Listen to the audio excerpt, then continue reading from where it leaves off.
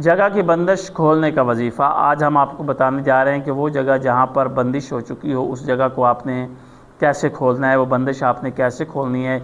आपने करना यह है कि आपने अगरबत्ती का एक पैकेट ले लेना है, ठीक है। उसमें से हर एक अगरबत्ती पर आपने अलहदा 3 बार सूरत फल्क और सूरत नास की तलावत करनी है। उस हर एक अगरबत्ती पर सूरत फल्क और सूरत नास की 3 मरतबा तलावत करके आपने फूंक मार देनी है, ठीक है। दम कर देना है।